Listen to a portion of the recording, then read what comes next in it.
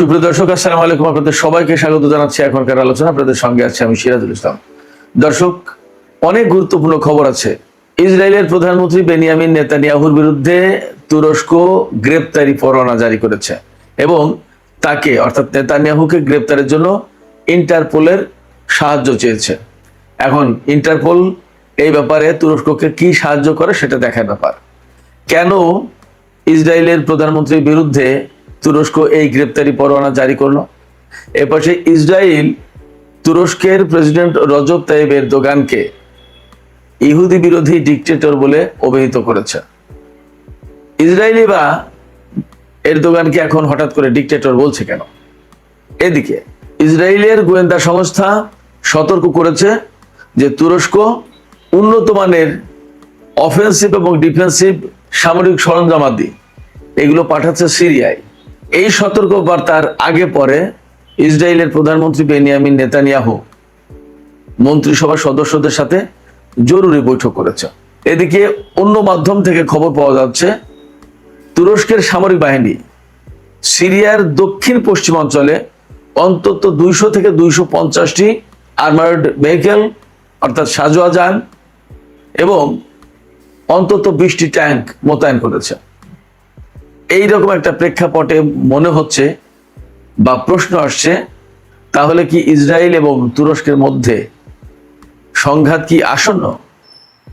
এরই সাপোর্টে ভিন্ন একটি খবর আছে।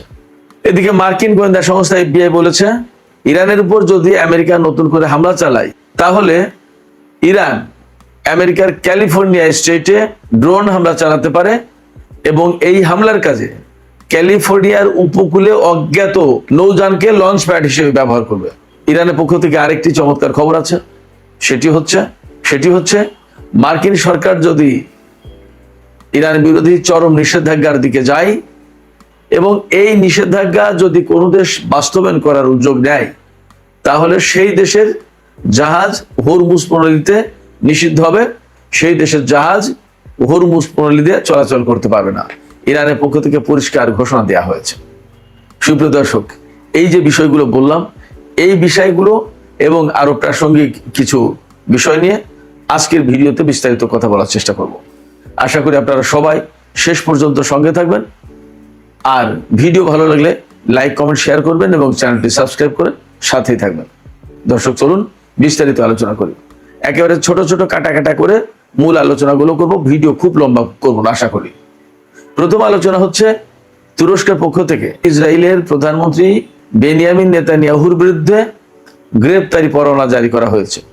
এই পরোয়ানা জারি করেছে ইস্তাম্বুলের একটি আদালত। কারণ হচ্ছে গত মে মাসে ফ্লোটিলা সমুদ গাজার উদ্দেশ্যে রওনা হয়েছিল, আপনাদের নিশ্চয়ই মনে আছে। সেই ফ্লোটিলায় হামলা চালিয়েছিল ইসরায়েলের সামরিক বাহিনী, বিশেষ করে নৌবাহিনী, এবং সেখানে ব্যাপক অত্যাচার নিপীড়ন করেছিল। 1-2জন মারা গিয়েছিল হয়তো, যদি মারা নাও যায় তাহলেও প্রচন্ড রকমের নির্যাতনের শিকার হয়েছিল ওই ফ্লোটিলায় অংশ নেওয়া বিভিন্ন দেশের লোকজন। এমনকি নারীদেরকে ধর্ষণ পর্যন্ত করা হয়েছিল বলে অভিযোগ উঠেছিল। এই প্রেক্ষাপটে তুরস্কের আদালতে মামলা করা হয় এবং সেই মামলার একটা গুরুত্বপূর্ণ আইনি পর্যায়ে এসেছে। এই পর্যায়ে নেতানিয়াহু এবং আরো বেশ কিছু মানুষের বিরুদ্ধে, মোট সম্ভবত 36 জন এই মামলার আসামি, তাদের বিরুদ্ধে গ্রেপ্তারি পরোয়ানা জারি করা হয়েছে এবং এই পরোয়ানা যাতে কার্যকর করা যায় সেই জন্য ইন্টারপোলের সাহায্য চাওয়া হয়েছে। এখন প্রশ্ন হচ্ছে ইন্টারপোল সাহায্য করতে পারবে কিনা। ইন্টারপোল তথ্য দিয়ে সাহায্য করতে পারে। আর সবচেয়ে বড় কথা হচ্ছে ধর্ম, বর্ণ, বিদ্বেষ, রাজনৈতিক নেতা এইরকম প্রেক্ষাপটে সম্ভবত তারা এই রকমের আহ্বানে সাড়া দেয় না বা দেবে না। আর সবচেয়ে বড় কথা, আন্তর্জাতিক অঙ্গনে এখনো যেহেতু ইসরায়েল এবং আমেরিকার প্রভাব রয়েছে, সেক্ষেত্রে ইন্টারপোল কতদূর সাড়া দেবে সেটা দেখার ব্যাপার। ইন্টারপোল অবশ্যই পশ্চিমা প্রভাবিত একটি পুলিশ সংস্থা। ইন্টারপোলের রেড নোটিশ জারি করার পর তুরস্কের প্রেসিডেন্ট রজব তাইয়িপ এরদোগানকে ইসরায়েলি সরকার ইহুদি বিরোধী ডিক্টেটর বা স্বৈর শাসক হিসেবে মন্তব্য করেছে। বাস্তব কথা হচ্ছে এই মুহূর্তে ইসরায়েল এবং তুরস্কের ভেতরে খানিকটা টানাপোড়েন সৃষ্টি হয়েছে। বিশেষ করে গত 3-4 দিন আগে সিরিয়ায় যে তুর্কি অবস্থানে হামলা চালিয়েছে ইসরায়েল, সেই হামলার পর এই টানাপোড়েনটা তৈরি হয়েছে। আমরা সবাই জানি এর আগে তুরস্কের সাথে ইসরায়েলের এবং ইসরায়েলের সাথে তুরস্কের যথেষ্টই ভালো সম্পর্ক ছিল, বাণিজ্যিক কূটনৈতিক বিভিন্ন রকমের সম্পর্ক ছিল। এমনকি ইসরায়েলের প্রেসিডেন্ট তুর্কি পার্লামেন্টে বক্তব্য পর্যন্ত দিয়েছে এই এরদোগানের আমলেই।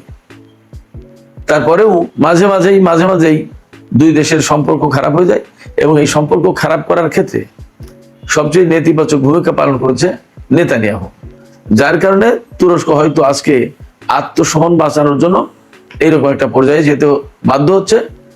বিশেষ করে সিরিয়ায় তারা তুরস্ক যে বিমান ঘাঁটি পুনর্নির্মাণের কাজ করছিল, সেই জায়গায় ইসরায়েল হামলা চালিয়েছে। ওটা তুরস্কের সার্বভৌমত্বের উপরেই হামলা চালানোর মতো।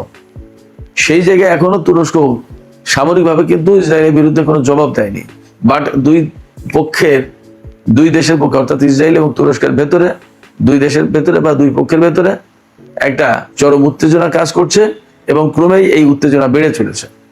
এইরকম একটা প্রেক্ষাপটে তুরস্ক এবং ইসরায়েলের ভেতরে যে টানাপোড়েন সৃষ্টি হয়েছে, এই অবস্থায় এক পক্ষ আর এক পক্ষকে নানা ধরনের বক্তব্য দিচ্ছে, ঘায়েল করছে, কথা বলছে, ইত্যাদি ইত্যাদি। তবে এরই মধ্যে মনে হচ্ছে যে উত্তেজনাটা বেশ মারাত্মক আকার ধারণ করেছে। তার কারণ হচ্ছে ইসরায়েলের গোয়েন্দা সংস্থাগুলো সতর্ক করে বলছে যে তুরস্ক সিরিয়ার দক্ষিণ পশ্চিমাঞ্চলে, অর্থাৎ সেই প্রায় গোলান, কুনেত্রা, দারা, এই সমস্ত এলাকায়, অর্থাৎ দামেস্ক ছাড়িয়ে সামনে, রাজধানী দামেস্ক ছাড়িয়ে আরো সামনে গেলে ইসরায়েল সীমান্তের দিকে বলা যায় যে সাজোয়া যান, আর্মার্ড ভেহিকেল এবং ট্যাঙ্ক মোতায়েন করেছে। বলা হচ্ছে 200 থেকে 250 আর্মার্ড ভেহিকেল এবং অন্তত 20টি ট্যাঙ্ক মোতায়েন করেছে ইসরায়েলি গোয়েন্দা সংস্থার দাবি এটা। আরো বিভিন্ন খবর থেকে, বিশেষ করে ইসরায়েলি গণমাধ্যম থেকে বলা হচ্ছে যে তেল আবিব নেটো জোটের আর্টিকেল 5টা বিশেষভাবে বিশ্লেষণ করে দেখছে। এর মূল কারণ হচ্ছে যে সাম্প্রতিক যে উত্তেজনা বা যে টানাপোড়েন সৃষ্টি হয়েছে, এই টানাপোড়েন থেকে যদি সামরিক সংঘাতের দিকে যায় তাহলে কি পরিস্থিতি দাঁড়াবে। কারণ তুরস্ক হচ্ছে নেটো জোটের সদস্য। এখন নেটো জোটের সদস্য দেশের উপর হামলা চালাতে তাহলে তো নেটো জোট আসতে বাধ্য, ইসরায়েলের বিরুদ্ধে যুদ্ধ করবে। কিন্তু সেই প্রেক্ষাপটটা কি রকম হবে, এবং নেটো জোটের অন্য সদস্যদের সবার সাথে তো ইসরায়েলের সম্পর্ক খুব ভালো, এটা তো বেসিক্যালি পশ্চিমা জোট। তো যাতে নেটো জোট বিব্রত না হয়, সেই জন্য ইসরায়েল বুদ্ধি করছে যে তুরস্ক যখন সিরিয়ায় অবস্থান করছে বা সাইপ্রাসে, অর্থাৎ তুরস্কের ভূখণ্ডের বাইরে যখন অবস্থান করছে, তখন ওটা রাষ্ট্র হিসেবে তুরস্কের উপরে হামলা না, সেইভাবেই গণ্য করা হবে। এবং হয় সিরিয়ায় অথবা উত্তর সাইপ্রাসের তুর্কি অবস্থানে বড় রকমের হামলা করতে পারে ইসরায়েল। এটা ইসরায়েলের হায়ুম পত্রিকার খবর। তা ব্যাপারটা যদি তাই হয়, তাহলে দুই পক্ষের ভেতরে একটা বড় রকমের সামরিক সংঘাতের আশঙ্কা আছে। গতকালকে কিন্তু আমরা খবর দিয়েছিলাম যে ভূমধ্য সাগরের এমন কিছু এলাকায় তুরস্কের যুদ্ধ জাহাজের আনাগোনা ঘোরাঘুরি বা অবস্থান করতে দেখা যাচ্ছে, যেখানে তুরস্ক কখনোই সাধারণত যুদ্ধ জাহাজ পাঠাতো না, সেই জায়গায় যুদ্ধ জাহাজ দেখা যাচ্ছে। এবং এমন খবরও বেরিয়েছে যে ইসরায়েল এবং তুরস্কের যুদ্ধ জাহাজ মুখোমুখি অবস্থানে চলে যাচ্ছে কোথাও কোথাও। তার মানে একটা সামরিক সংঘাতের আশঙ্কা আছে। এবং ইসরায়েল সিরিয়ায় যে তুর্কি অবস্থানে হামলা চালিয়েছে, ওটা তো জেনে শুনে হামলা চালিয়েছে, এবং সেটা একেবারে তুরস্কের সীমান্তের কাছে। এগুলো জেনে শুনেই করেছে, এবং এটা মোটেই ইসরায়েল কুণ্ঠাবোধ করবে না তুরস্কের উপরে হামলা চালানোর ব্যাপারে। এগুলো তুরস্ককে অনেক আগেই হুঁশ হওয়া দরকার ছিল, আগেই তার খেয়াল করা দরকার ছিল। যাই হোক, এখন পরিস্থিতি এইরকম। এই অবস্থায় তুরস্ক কি করবে এবং ইসরায়েল কি করবে, আমার ব্যক্তিগত বিশ্লেষণ হচ্ছে তারা দুই পক্ষই ভেতরে ভেতরে পুনর্মূল্যায়ন করছে, আলাপ আলোচনা করছে এবং সিদ্ধান্ত নেওয়ার চেষ্টা করছে। তাতে যা ভাবভঙ্গি মনে হয়, দুই পক্ষের ভেতরে ছোটখাটো হলেও একটা সংঘর্ষ হতে পারে। সুপ্রিয় দর্শক, এবার আমি ইরান প্রসঙ্গে একটু আসি। আপনারা সবাই জানেন, আমরা গত 2 দিন ধরে আলোচনা করে আসছি যে আমেরিকা ইরানের বিরুদ্ধে কঠোর নিষেধাজ্ঞা আরোপের চেষ্টা করছে, এবং ডোনাল্ড ট্রাম্প তো বলেছেন যে ইকোনমিক ডুমসডে ঘটাবে, অর্থাৎ ইরানকে একদম নিষেধাজ্ঞার কিয়ামত বইয়ে দেবে, প্রচন্ড রকমের নিষেধাজ্ঞা দেবে। ইরান কি করবে? ইরান একদম সোজা করে বলে দিয়েছে আজকে, আমেরিকা যদি ইরানের উপরে এই রকমের কঠোর নিষেধাজ্ঞা দেয়, আমরা দুপুর ভিডিওতে বলেছিলাম 3টা অপশন আছে ইরানের হাতে, আর এখন ইরান নতুন করে আরেকটা কথা বলেছে। সেটা হচ্ছে, যদি আমেরিকা ইরানের উপরে কঠোর নিষেধাজ্ঞা দেয়, আর বিশ্বের কোন দেশ যদি সেই নিষেধাজ্ঞা ইরানের বিরুদ্ধে বাস্তবায়ন করতে যায়, তাহলে সেই দেশের জাহাজ হরমুজ প্রণালী দিয়ে চলাচল করতে দেওয়া হবে না, নিষিদ্ধ ঘোষিত হবে। হরমুজ প্রণালী দিয়ে শুধুমাত্র তেলের জাহাজ কিন্তু চলে না। তেলের জাহাজ, এর পাশাপাশি বিভিন্ন ধরনের ইলেকট্রনিক পণ্য, তারপরে গাড়ি, সার, সিমেন্ট, মেটাল, বহু পণ্য, গ্যাস, বহু পণ্য কারো না কারোর এই হরমুজ প্রণালীতে আসা লাগবে। বহু কোটি ডলারের বাণিজ্য প্রতিদিন হয় এই হরমুজ প্রণালী দিয়ে। অতএব কারো না কারো জাহাজ আসতে হবে। বাট যে দেশ ইরানের বিরুদ্ধে নিষেধাজ্ঞা কার্যকর করার উদ্যোগ নেবে, সেই দেশের জাহাজ হরমুজ প্রণালী দিয়ে চলতে দেবে না ইরান, এটা পরিষ্কার ঘোষণা। ফলে ইরানের হাতে যে 3টি অপশন ছিল মার্কিন নিষেধাজ্ঞা মোকাবেলার, সেই 3টি অপশনের সাথে আর একটা নতুন অপশন যোগ হলো। এছাড়া চীন এবং রাশিয়া বেশ শক্ত অবস্থান নিয়েছে, কোনো মতেই ইরানের বিরুদ্ধে আমেরিকার এই শক্ত নিষেধাজ্ঞা বাস্তবায়নের সুযোগ দেবে না, তারা সহযোগিতা করবে না। কারণ এই চীন এবং রাশিয়া তারা নিজেরাও প্রায় মাঝে মাঝেই নিষেধাজ্ঞার কবলে পড়ে, আর রাশিয়া তো সেই ইউক্রেন যুদ্ধ শুরুর থেকেই নিষেধাজ্ঞার কবলে আছে। এই দুটি দেশ এখন বুঝতে শিখেছে যে ইরানের উপরে নিষেধাজ্ঞা দেওয়ার সুযোগ করে দেওয়া মানেই হচ্ছে তাদের বিরুদ্ধেও আমেরিকা মাঝে মাঝে নিষেধাজ্ঞা দেবে। তারা কি করবে?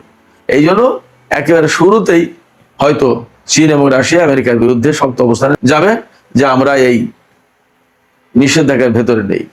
এ পাশে মার্কিন ফেডারেল ইনভেস্টিগেশন, যেটা অর্থাৎ মার্কিন কেন্দ্রীয় গোয়েন্দা সংস্থা একটা, FBI, তারা বলছে যে যদি আমেরিকা ইরানের উপর নতুন করে হামলা চালায়, তাহলে ইরান হয়তো আমেরিকার ক্যালিফোর্নিয়া স্টেটের হামলা চালাতে পারে, ড্রোন হামলা। এবং সেই ড্রোন হামলাটা হবে কিভাবে? সেই ড্রোন হামলাটা হবে আনআইডেন্টিফাইড, অশনাক্তকরণ যুদ্ধযান বা জলযান বা নৌযান, তাকে লঞ্চ প্যাড হিসেবে ব্যবহার করে ক্যালিফোর্নিয়ায় ড্রোন হামলা চালাতে পারে ইরান। এই কথা বলছে আমেরিকার FBI। এই কথার মানে কি? এই কথার মানে হচ্ছে মার্কিন প্রশাসন, মার্কিন গোয়েন্দারা ইরানকে ভয় পাচ্ছে যে এই যুদ্ধ শুধুমাত্র, নতুন করে যদি যুদ্ধ শুরু হয়, তাহলে সেই যুদ্ধ শুধুমাত্র ইরানের ভূখণ্ড বা মধ্যপ্রাচ্যে সীমাবদ্ধ থাকবে না, সেই যুদ্ধ ইউরোপে তো ছড়িয়ে যাবে, এমনকি আমেরিকার মাটিতে চলে যেতে পারে। এটাই ভয় পাচ্ছে মার্কিন গোয়েন্দা সংস্থাগুলো। এখানে আমি একটা প্রশ্ন রেখে আজকের আলোচনা শেষ করতে চাই, সেটি হচ্ছে আসলে কি আমেরিকা যদি ইরানের উপর হামলা চালায়, তাহলে ইরান আমেরিকার ভেতরে এইরকম ড্রোন ব্যবহার করে অথবা ক্ষেপণাস্ত্র ব্যবহার করে হামলা চালাতে পারে? আপনাদের কি মনে হয়? আপনাদের মতামত জানিয়ে কমেন্টে লিখুন। আর ভিডিও ভালো লাগলে লাইক, কমেন্ট, শেয়ার করবেন এবং চ্যানেলটি সাবস্ক্রাইব করে সাথেই থাকবেন। দর্শক, আপনাদের সবাইকে অনেক ধন্যবাদ জানিয়ে এখনকার আলোচনা এখানে শেষ করছি। আল্লাহ হাফেজ।